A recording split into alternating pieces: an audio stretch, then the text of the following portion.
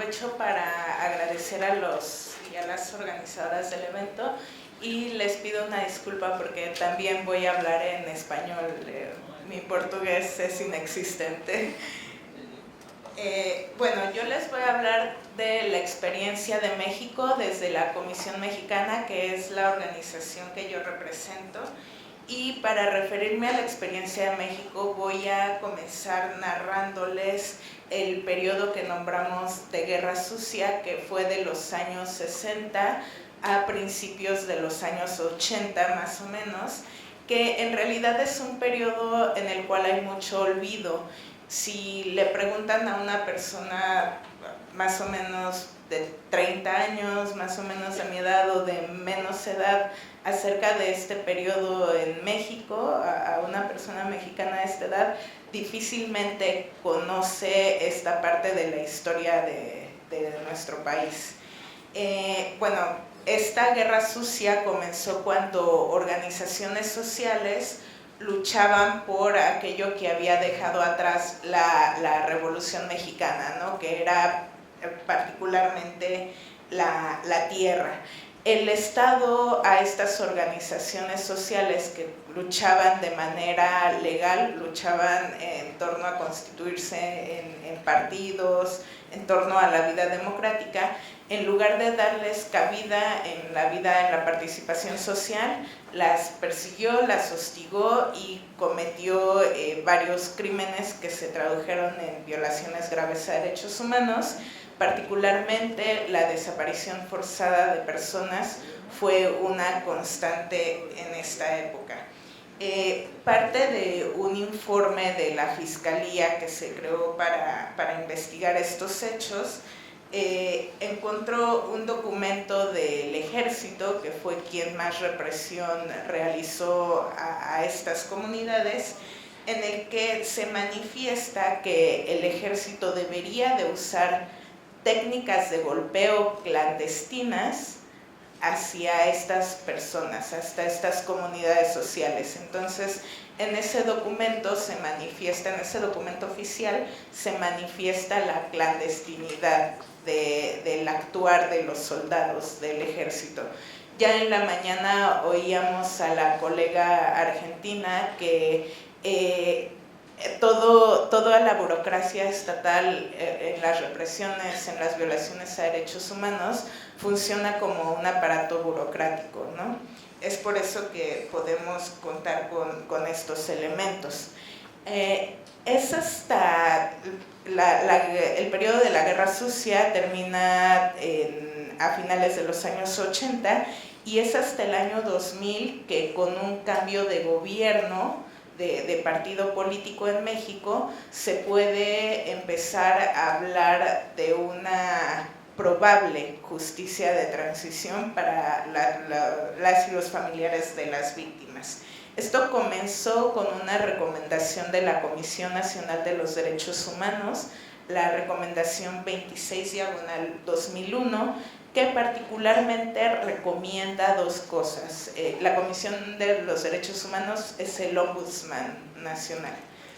Recomienda la creación de una fiscalía especial para conocer los hechos del pasado. Ojo que no es una comisión de la verdad, es una fiscalía, un ministerio público especial. Y además recomienda evitar por todos los medios legales que hechos como los ocurridos en esa época volvieran a suceder. Que esto es parte de la generación de una justicia de transición. La fiscalía esta fue creada y se le llamó Fiscalía Especial para Movimientos Sociales y Políticos del Pasado. Investigó particularmente dos situaciones, que fue la Guerra Sucia en el estado de Guerrero, particularmente en el municipio de Atoyac de Álvarez, y también la conocida, es así muy conocida, matanza de Tlatelolco, de los estudiantes de Tlatelolco. La Fiscalía, a pesar de que hizo un informe, este informe en realidad nunca fue público, se filtraron algunos documentos de algunos de los investigadores, pero jamás se pudo conocer el verdadero informe completo. y si bien en el informe la Fiscalía narra o documenta 788 víctimas de desaparición forzada, esta Fiscalía jamás establece su paradero y tampoco determina las responsabilidades de los perpetradores. Esta Fiscalía solo funcionó 5 años y fue eliminada también por un decreto presidencial. Posteriormente, la otra acción relevante fue en noviembre del 2009, que la Comisión Interamericana emitió una sentencia sobre el caso Rosendo Radilla Pacheco. Este caso lo litigó la organización que represento. Es sobre una persona, un líder social del municipio de Atoyac de Álvarez, que fue detenido y desaparecido por elementos del ejército en los años 70, en el año 74. Lo interesante de la sentencia de la Corte Interamericana fue que concluyó que efectivos del ejército, elementos del ejército, detuvieron y desaparecieron al señor Radilla Pacheco en un contexto de sistemáticas y generalizadas violaciones a derechos humanos. Es decir, que la propia Corte reconoce este contexto de sistematicidad de las violaciones a derechos humanos cometidas en este municipio de Atoyac de Álvarez. La sentencia establece principalmente 3 elementos, que es la búsqueda y localización del señor Rosendo Radilla. Sin embargo, bueno, en la búsqueda y localización del señor Radilla no lo van a buscar solo a él, no van a buscar también a los 788 personas desaparecidas o más. La investigación penal es parte importante de la sentencia y también el marco legislativo. Me quiero referir un poco sobre la investigación penal a raíz de la sentencia del caso Radilla Pacheco. En la Fiscalía General de la República se crea un área sobre procedimientos penales especiales, que aquí van a dar todos aquellos casos con cierto énfasis social y aquellos que son conocidos por la Comisión Interamericana o por la Corte Interamericana. Entonces, fue de alguna forma una cosa positiva que trajo la sentencia de la Corte. Y también sobre el marco legislativo.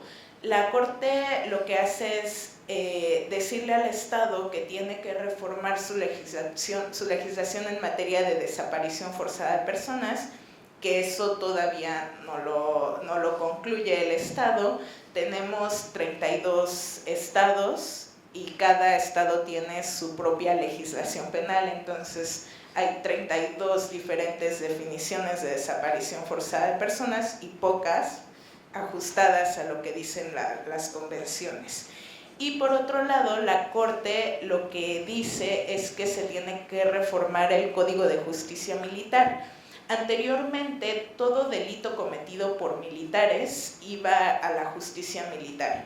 A partir de la sentencia del caso Radilla, ya los delitos cometidos por militares se juzgan en el fuero civil, cuando se trata de graves violaciones a derechos humanos. Sin embargo, allí nos quedan 2 cosas de por qué no fue adecuada esta reforma. Una es porque un delito cometido de un militar contra otro militar, aunque sea una grave violación a derechos humanos, se lo queda a la justicia militar, no lo investiga la justicia civil. Y la otra cosa es que la justicia militar puede conocer de un delito, recabar pruebas, etcétera, y cuando se da cuenta de que no es la competente, remitir a la justicia civil, pero todas aquellas pruebas que recabó el procurador de justicia militar van a ser válidas.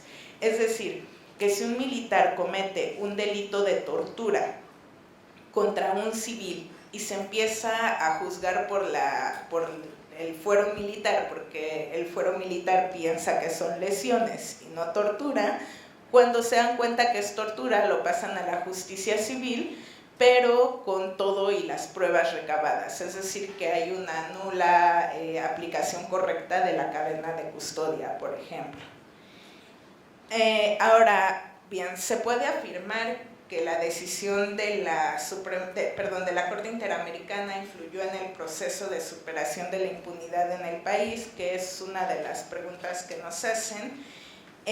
Yo creo que sí, el caso sentó precedentes para que otros similares pudieran ir a la justicia.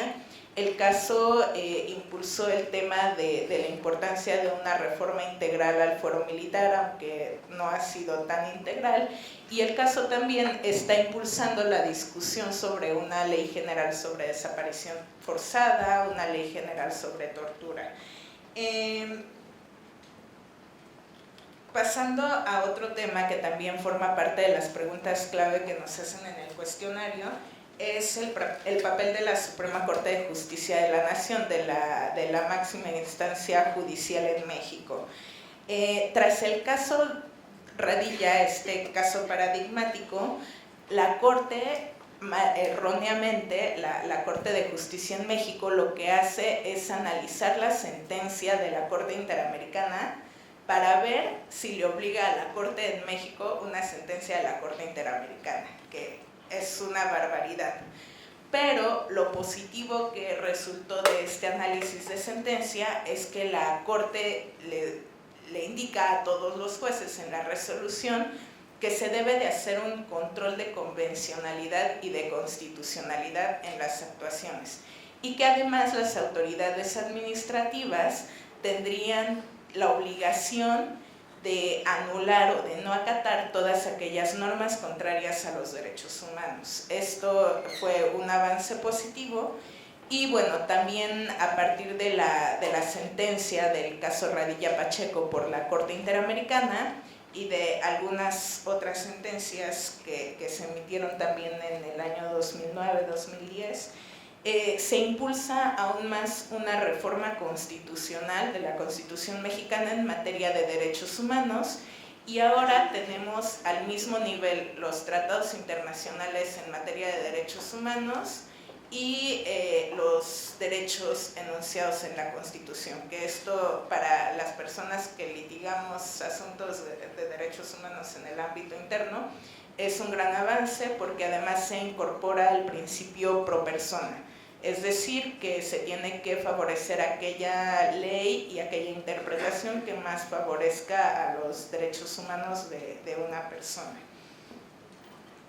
Con este caso y con la reforma al artículo primero, también se incorpora, más bien surge la Ley General de Víctimas, y con la Ley General de Víctimas se impulsan, como bien lo dice la ley, los derechos de las víctimas, entre ellos la coadyuvancia en los procesos penales y el acceso a la información. No obstante, los casos que les hablo de los años 60, 70 y 80 no han sido iniciados de oficio aquellas violaciones graves que se conocen, sino han sido por querella de parte. Y bueno, aquello me lleva a hablar también del derecho al acceso a la información. En México sí contamos con una ley de acceso a la información que nos permite conocer todos aquellos documentos relacionados con violaciones graves a derechos humanos, tienen que ser públicos. Sin embargo, bueno, allí ha sido una lucha con la Procuraduría General de la República, porque como las causas mantienen este sigilo, a pesar de que la ley dice que son públicas, hemos tenido que hacer amparos y todo. Incluso a la propia Corte Interamericana le negaron el acceso al expediente penal del caso Radilla. Le dijeron, bueno, ven aquí a nuestras oficinas a consultarlo, pero no te vamos a mandar copias, ¿no?, a los jueces de la Corte. Sobre las comisiones de la verdad, sí hay una comisión de la verdad en Guerrero, el estado del que forma parte el municipio de Atoyac. Se creó una comisión de la verdad en 2011 que concluyó precisamente que la política de Estado para exterminar ciertos sectores de la población fue sistemática y generalizada e incurrieron en violaciones graves a derechos humanos. Incluso dentro de este informe se tiene testimonio, por ejemplo, de un piloto de avión que dice que tiraban a las personas al mar, incluso algunas hasta vivas, ¿no?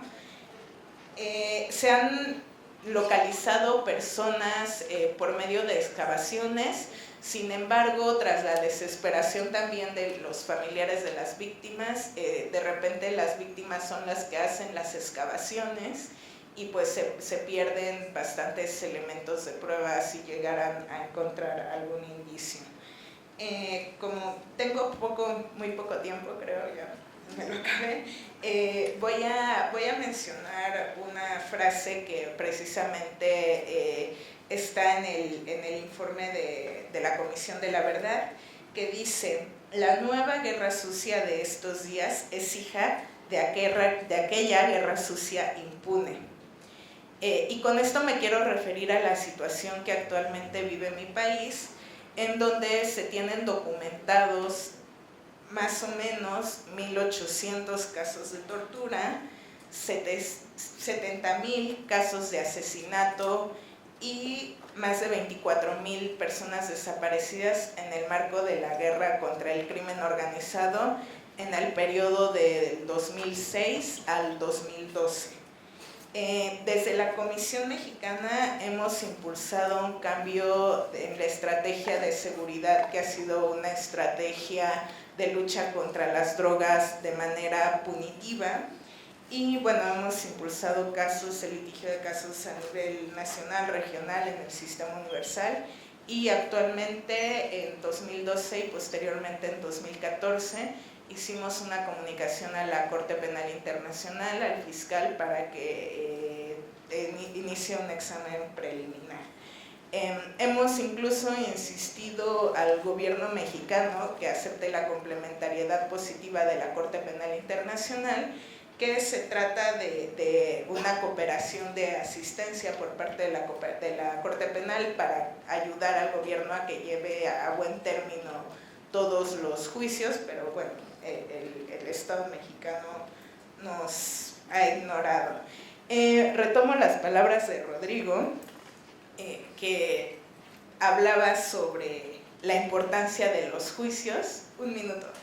Que hablaba sobre la importancia de los juicios y sobre la importancia de buscar a los responsables de todos estos hechos.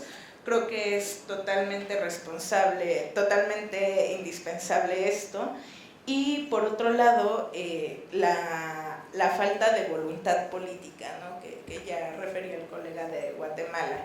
Nosotros tenemos una ley general de víctimas, que con esa ley general de víctimas en teoría van a ser reparadas todas las víctimas, pero no es una reparación integral, porque en la ley no se dan las facultades a la comisión que crea esta ley para, por ejemplo, pedirle a la Secretaría de la Defensa Nacional, al Ejército, que pida una disculpa pública. Entonces, la comisión ejecutiva lo único que hace es, cuando le alcanza el dinero, ¿no?, dar dinero a las víctimas, pero con registros de víctimas que en realidad son tediosos, revictimiza a las víctimas. Tampoco hay una estrategia en la Fiscalía ni en la Comisión Ejecutiva, incluso en la propia Comisión Nacional de Derechos Humanos, que es quien encabeza el Ombudsman, como existe, por ejemplo, en Chile y en Argentina, de juntar causas penales para investigar contextos y no individuos en lo particular. Eso no existe en México. Entonces, bueno, ha sido uno de los grandes obstáculos que tenemos, no solo en delitos del pasado, sino en delitos actuales y en la grave situación que tenemos actualmente de violencia en el país. Y bueno, terminaría dando las gracias a todas y a todos y reiterándole las gracias a los organizadores.